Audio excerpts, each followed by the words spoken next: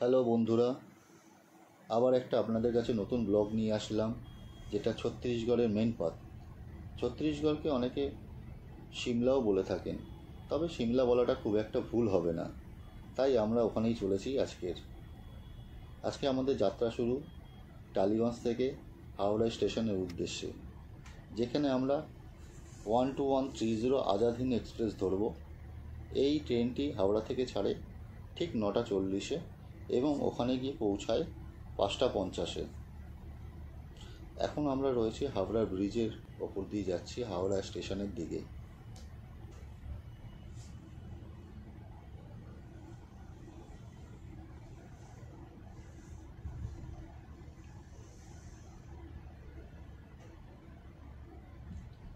তবে হাওড়া ব্রিজের ওপর দিয়ে যখন যাই, গঙ্গাটা খুবই ভালো লাগে।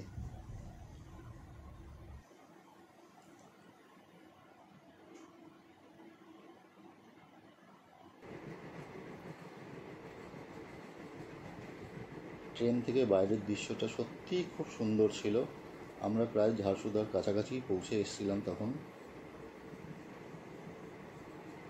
এই সময় আমাদেরকে ড্রাইভার কল করেছিল।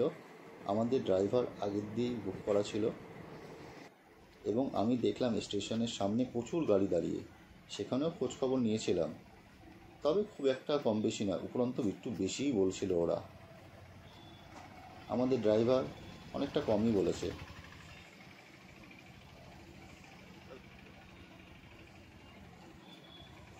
ড্রাইভারের নাম চন্দ্রকান্ত বেয়ারা। ইনি আমাদেরকে পার ডে হিসাবে 1000 করে নিয়েছেন এবং প্রতি কিলোমিটার 11 টাকা করে, এবং খাওয়া বাবদ 300 টাকা। এটা ওখানে সবাই একই চেয়েছিল, তবে আরেকটু বেশিই চেয়েছিল। ওই 11 টাকাটা অনেকে 13 টাকা 14 টাকা করে বলছিল। আমাদের প্রথম গন্তব্যস্থল স্টোন রিভার। এই রিভারটা, আইভি রিভারটা পুরোটাই জলের নিচে স্টোনে ভরা। এখন আমরা যেহেতু আগস্ট মাসে গেছিলাম, তাই প্রচুর জল ছিল। অ্যাকচুয়ালি আমরা এই টাইমটায় এসেছিলাম কারণ হচ্ছে বর্ষার সময় আসলে এখানে ঝর্ণাগুলো খুব ভালো পাওয়া যায়, তাই।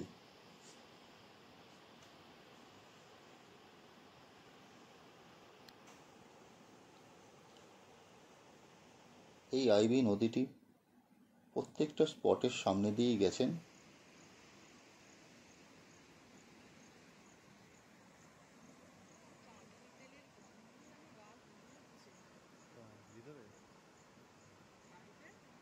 খুবই সুন্দর জায়গাটা, আমার তো খুবই ভালো লেগেছিল।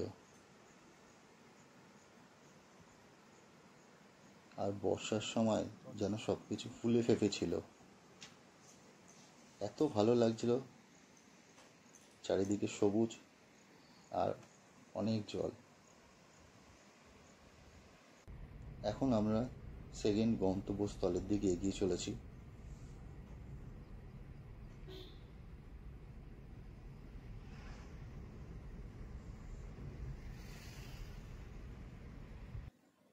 এটা একটা শিব মন্দির, তার পাশেও এই আইভি নদী বয়ে চলেছে।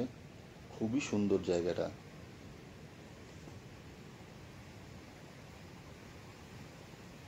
এখানে আপনারা বর্ষা ছাড়া যদি এই শীতকালে আসেন, এই নদীটা আপনারা হেঁটে পার হয়ে চলে যেতে পারেন, কিন্তু বর্ষার সময় এখানে আসার একটা আলাদাই মজা। তাই আমরা বর্ষাকালটাকে এখানে প্রেফার করেছিলাম।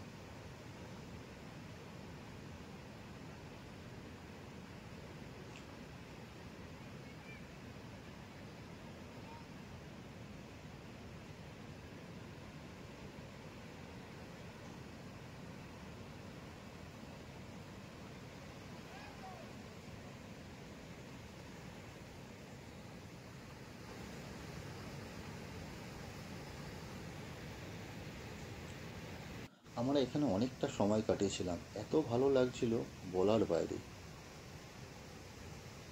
প্রায় ঘন্টাখানিক শুধু আমরা এর চারিপাশটা দেখতে দেখতেই সময় কাটিয়েছিলাম।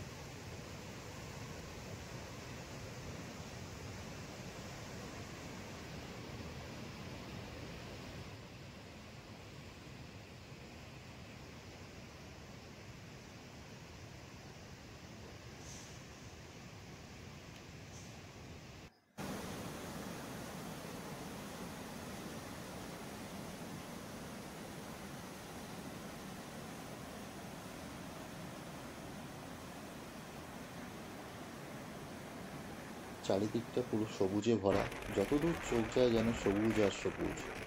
এত ভালো লাগছিল বলার বাইরে।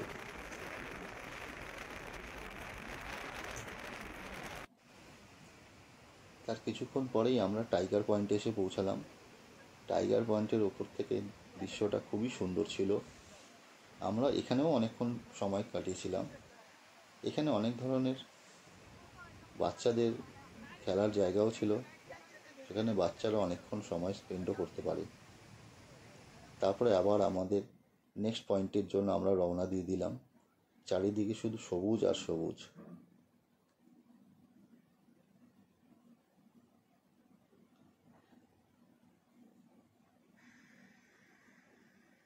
এতে আরেকটি ওয়াটারফল সুদার বাগচিয়া নামে। এই সময় অনেক বৃষ্টি হচ্ছিল, আমরা রীতিমতন ছাতা নিয়ে বাইরে বেরিয়েছিলাম।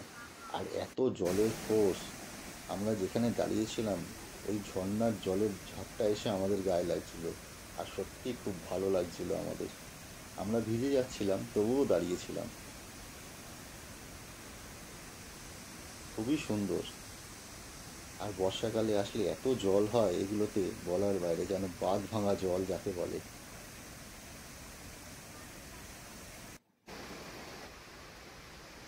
আমার মেয়েও খুব এই জায়গাটাতে এনজয় করেছিল, সেও কিছুটা ভিজে গেছিল।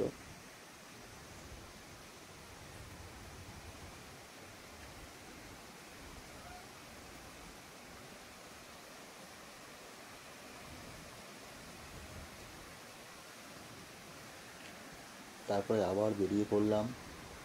এবার আমাদের রিসর্টের দিকে এগিয়ে চললাম।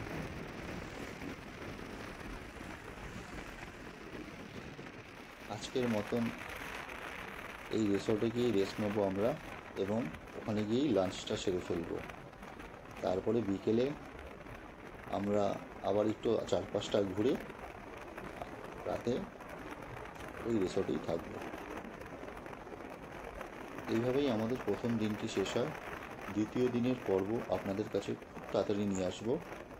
এটি আমাদের রিসর্টটা।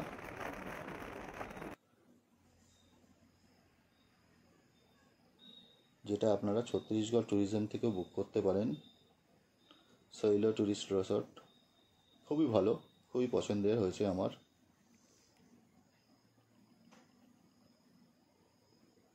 রুমগুলো বেশ বড় বড় ছিল। Thank you.